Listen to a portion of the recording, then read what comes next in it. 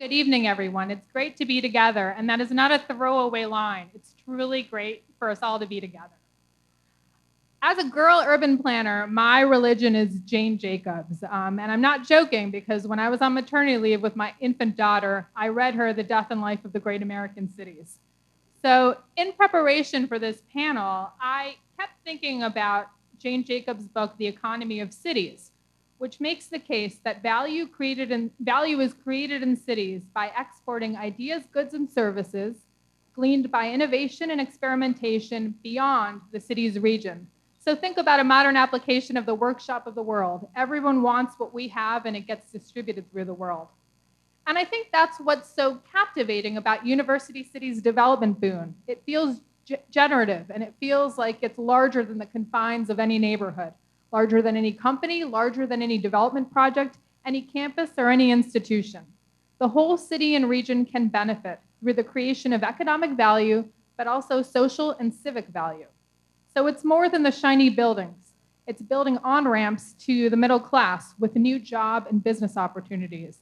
And dare I say, changing the way Philadelphia and Philadelphians view themselves. So that's what we're going to unpack tonight in our conversation, and I'm looking forward to it. But first, I think we need to acknowledge a University City exported innovation that made our gathering tonight possible. More than 15 years ago, Katari, a frustrated mRNA researcher, had a chance conversation at a copy machine with vaccine researcher Drew Weissman. I think we all know how this story ends. The technology they developed together has allowed us all to be here tonight and begin to restart our normal lives. And I, for one, am very happy that they did not work from home that day. So if we could, let's start our conversation by talking about growth. Growth is getting a bad name. I've even read about a movement called degrowth. So how can we reframe and frankly reclaim this discussion and thoughtfully consider the benefits of growth? I'm going to call on you if you don't volunteer. She's looking at me, so I'll start. Well, it's great to be here in person, and I'm also glad they didn't work from home that day. There's different types of growth. There is suburban growth where you're, reclaiming farms and building, mass developments, and really, that's the growth that I think of. And to me, urban growth is different. Getting life and vitality in the cities is really important because you had, decades of people leaving the city. And so when I look at Philadelphia over the last 20 years, put COVID aside, to me, the excitement, the energy of capital, people, energy, businesses coming to the city, that doesn't bother me. And so I think you really have to unpack, what's the bad part of growth versus, is it the gentrification? Is it the lack of job opportunities for people? Is it, what is it? So to me, the big term, I'm pro-growth, right? I'm pro the right growth. And so for me, University City, John and Della and I, we've been going at this for over 25 years there. It's a 25-year overnight success story, not an overnight one. Well, Prema, I like growth because if there was no growth, I wouldn't be able to do anything.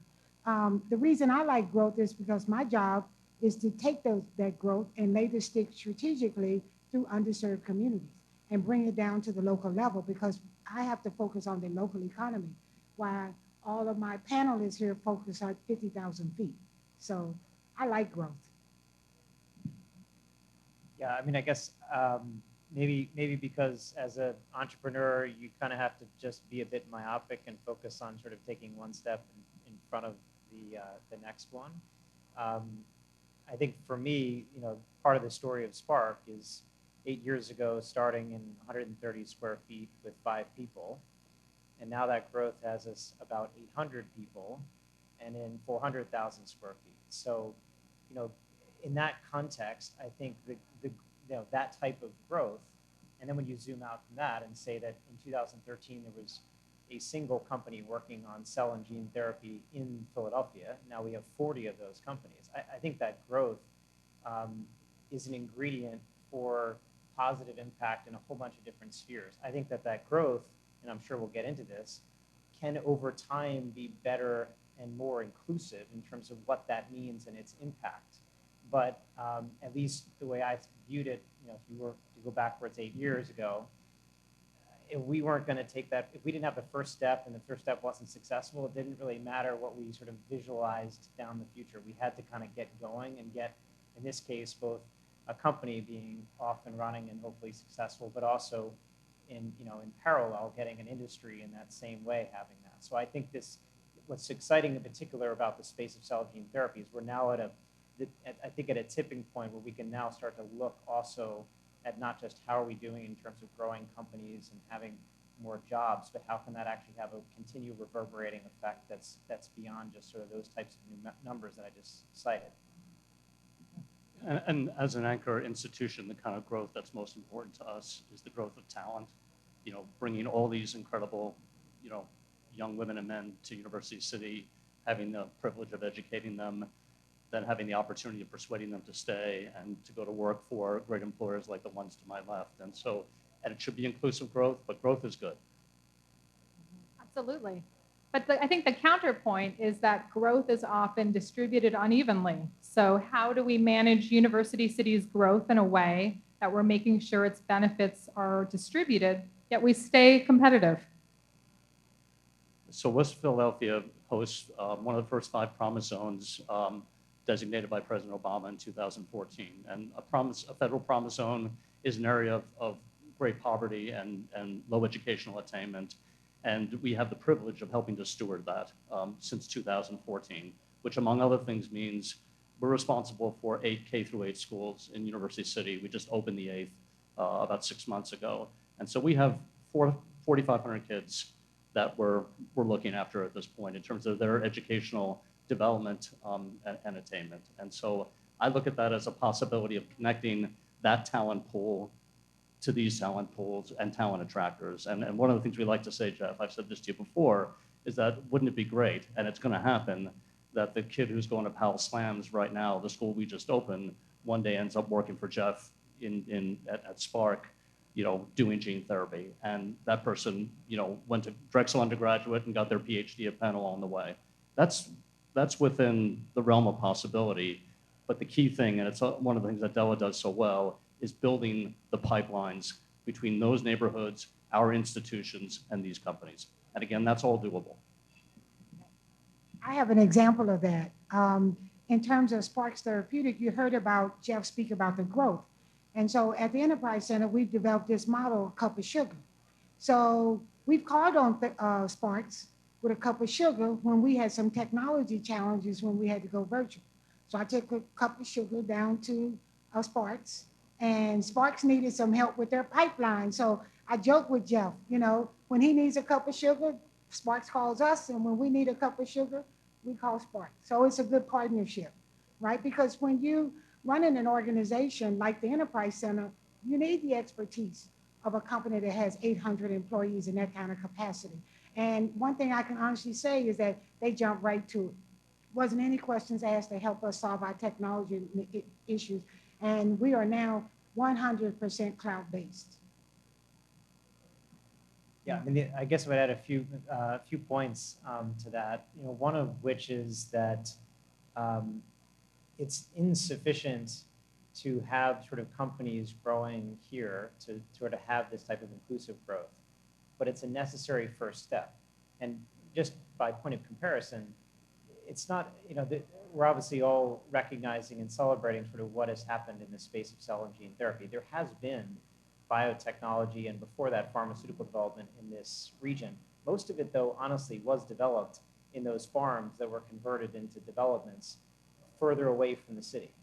And that's not to say that people can't transit to those positions, but the simple reality of life still, despite what we've all experienced the last 18 months about virtual work, is an opportunity that's down the street is going to be an easier opportunity to get, pending obviously all the stuff that John and colleagues are doing and Della is doing, than one that's 30 miles west. So I think that this development of this particular industry, cell and gene therapy here, creates the basis to then take an opportunity on that and do something with it. The second thing I would say is, of course, in my mind, the perfect scenario is that pipeline of kids that are educated, who are first and foremost, hopefully now exposed to the fact that this is the possible career path for someone. This is something that they would be interested and excited about doing, and sort of just the exposure of having those companies around here makes that possible to open those kids' eyes to that. And the perfect scenario is that they do come and they work at Spark. However, this industry specifically, biotechnology, we look at the national data. For every one job created in the biotechnology industry, you have 5 other jobs that are created. So it's not, we don't have to look per se alone at the job that the person fills there. There are tons of services organizations that support these companies, whether that's legal, finance, real estate, all sorts of things, as well as many other vendors, including local vendors that we've called on for our sort of cup of sugar that we needed from Della to say, hey, who could we go? We're doing an event. We need to go. We want to procure it from someone local. I think that's also an important part to think about. You think about 5x, that multiplier is a really important one to also think about as what can be more inclusive in terms of that growth. I think absolutely. I think the cross-pollination that all of you describe in your responses to that is the reason cities exist, right? And I think the fact that you're all being so deliberate and intentional about creating those connections where they may not naturally exist is incredible. And I also think being on existing transportation system and having a great transportation network that university is on is a huge asset for talent and sort of advancing talent and getting people to one place, which might not be available in some of the farmland you're describing. We have seen, a well-documented explosion of life sciences and gene therapy here. How is that scalable to other sectors, other industries, and even other geographies beyond University City? What can we learn from this amazing growth that's translatable? I'll take a shot. I think you touched on it by that multiplier. So all of a sudden, you have world-class life sciences, biotech. You need the supporting infrastructure of legal, finance, accounting, but you also need capital. And so to me, kind of tangentially, in some of the things we do in the venture capital space, I think that's a natural evolution.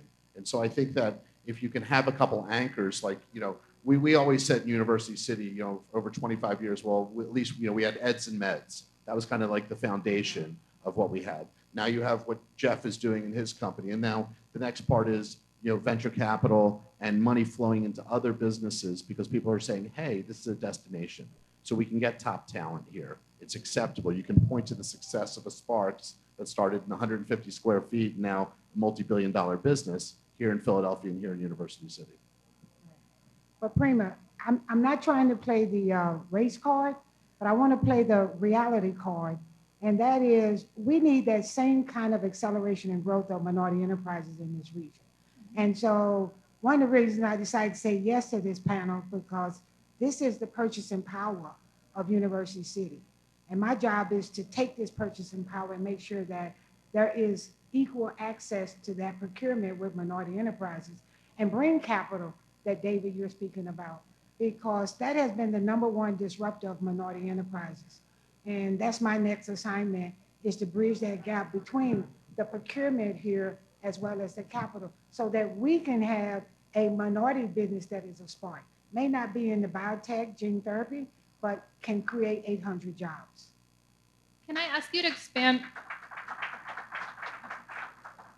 Can I ask you to expand on that? And I would say to everyone in this room, how can they support you in that? Well, I'm so glad you asked that. That was not a setup, by the way. I promise. Well, so there's 2 major projects that I'm taking on right now. And I am pleased to announce, many of you might know Iola Harper, but she will be coming back to the Enterprise Center Monday, matter of fact, to relieve me of some of my day-to-day responsibilities, because I want to raise capital. And so I'm embarking on 2 major initiatives. The first one is called Innovate Capital Growth Fund, which is going to be a SBIC fund. And the initial fund 1 is $50 million, but don't worry, there's going to be a fund 2, fund 3, fund 4. And I'm planning to raise about $500 million over the next 7-8 years. My second fund is that the Enterprise Center has adopted 52nd Street. I'm not from Philadelphia, but it is what I understand was one of the most vibrant corridors in Philadelphia, and it fell on tremendous amount of decay. We think we need $500 million to do 52nd Street, but just to start out, we'd like to put about 250 million in. So I'm raising a fund for 52nd Street. And I'm very excited about that because we have been able to raise some initial money to get started. And we're planning to use 100% of minority contractors to rebuild 52nd Street. So those are my two major initiatives that I'm planning to achieve over the next 7 to 10 years.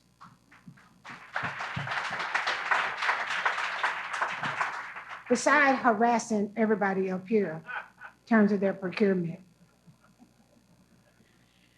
It's fantastic. Does anyone else have any thoughts about how lessons from University City and life sciences can be applied elsewhere? Yeah, I was thinking a little bit about this and saying to myself, if you could come up with sort of a checklist of the things that you need to kind of do, you look backwards and say, what has sort of happened over the last decade? I think the first thing that, and again, there can be all sorts of types of industries that you see get created in the same likeness of what's happened in biotechnology. Of course, the one that the types that you'd say would be most common are ones that can feed off of what is a fundamental asset of this entire region, which is the university and academic enterprises that exist. And so the fact that probably the numbers aren't fully accurate, but I think this region is still about, I think it's third in NIH funding in the United States. And so that basis of initial idea and research, and as the example I gave before about messenger RNA technology, that's sitting there is sort of an entry card. That was there for a long time. And so what changed? The first thing I'd say that changed was you had two things happening simultaneously. You started to actually have some commercial or industrial partnership to that academic effort. Of course, Spark is an example of that, saying we're going to create a commercial endeavor that mirrors and actually multiplies by a lot the amount of capital that goes into that research. Historically, that's not to say that those technologies didn't leave those universities, but in many cases they were going to other places anywhere else around the globe. So I think the first thing was to have some enterprise that basically was built 10 blocks away or 2 blocks away from those universities. The second thing was that I think in the successes of an organization like Spark, the universities, and you look at what both CHOP did in investing in Spark, what the University of Pennsylvania has now done in creating a fund to invest in some of its science. I think that's actually a bit even more extreme and aggressive than even what other institutions do around the country. But just the unlocking of the natural organic partnerships between universities and industry, I think that there has been a shift there. And I think that is a critical component. So you can, again, look at other businesses that could be created based on other science, technology that could be in other fields. It could be in natural sciences. It could be in silicon technology. It could be all sorts of different things. So I think those are the two things that really started to shift and change. And then I do think there's a little bit of once you kind of the train gets going, then you have more success. And that, my hope back in 2013 was that if you got something like Spark to be successful, there would be other organizations that all of a sudden would say, well, we're going to set up in the same place and we're going to try to replicate that same model. And that's, I think, one of the reasons why we have 40 cell and gene therapy companies, I think which 75% of which are in University City. So I think those are the elements. I think alongside that, the infrastructure had to get built. And so that's the $6 billion referenced in CAP. So those are all the things that have happened. And you could see whether it's in technology, whether it's in other sciences and applied to industrial application, that's possible in other places. And I think it starts, though, with those core ingredients. It starts with a more easily translatable relationships between the academic organizations and industry. And it starts with sort of some successes on the commercial enterprise front. And just to illustrate what Jeff is talking about, so 2 years ago, we opened up something called the Pennsylvania Fabric Discovery Center. It's located at 3101 Market. It's about a 12,000 foot. Basically, what we do is we produce smart fabrics for uses in defense and other healthcare industries. And what's nice about this is that it's an incubator for small companies to come in to prototype what they need to do and to get their products, tested and into the market. And again, it's inspired in part by the fact that we have this sort of rich healthcare ecosystem, but we also have great material science. We also have great fashion design. And the intersection among those three things is smart fabrics. And so we're actually hoping that smart fabrics becomes the next of what will help hopefully be many bets along the lines of what Jeff just talked about with cell and gene therapy. Great.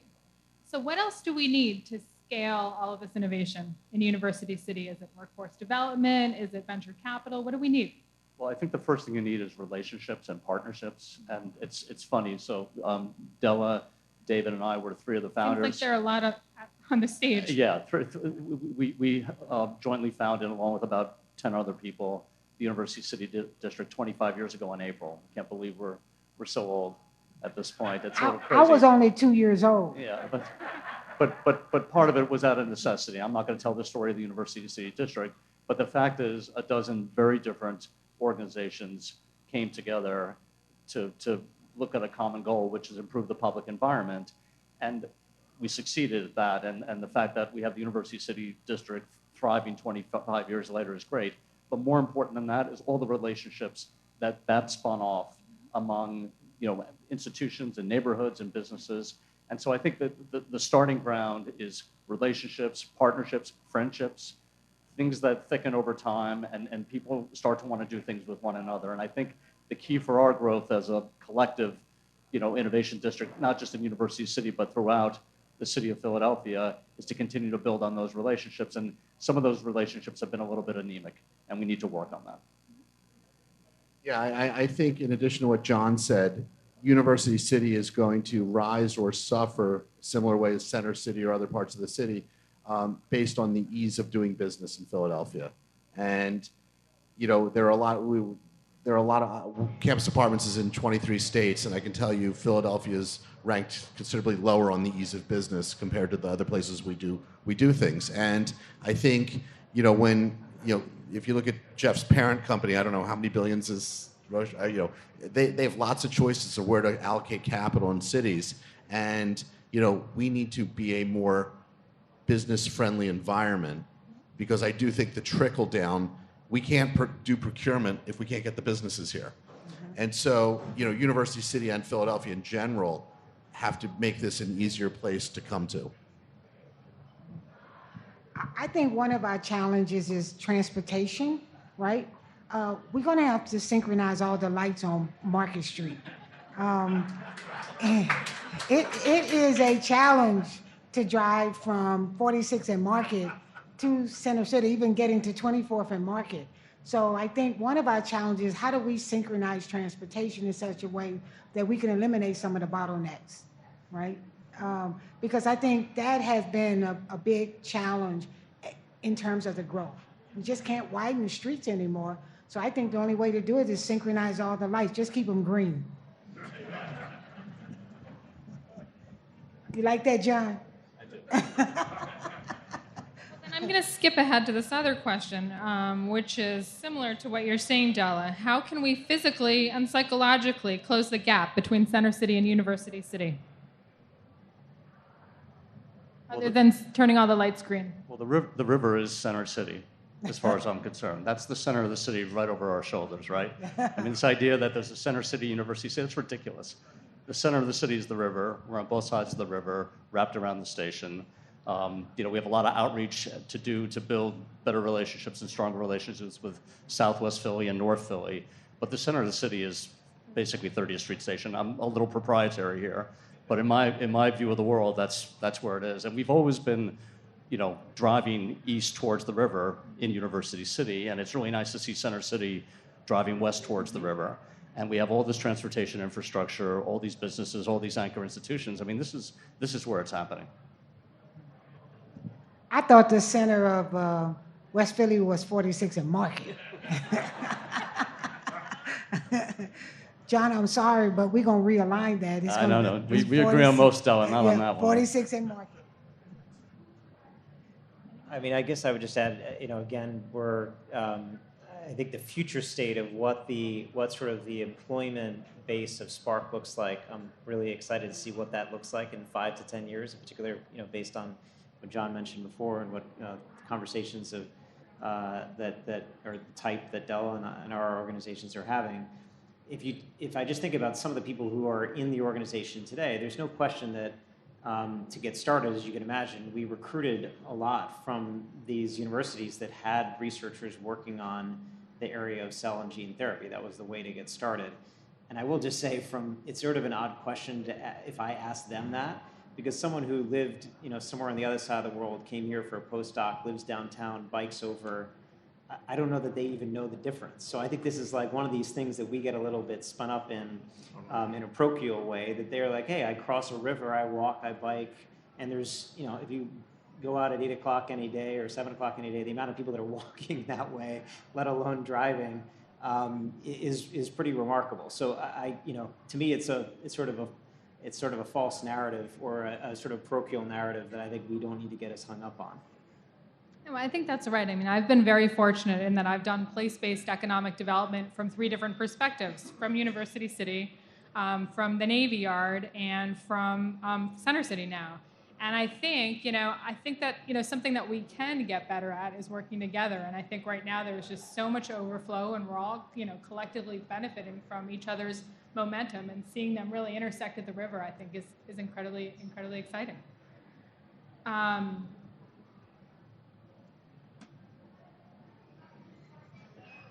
So I guess let me ask you this: maybe I'll make this the last question, and then I think we'll take some questions from the audiences.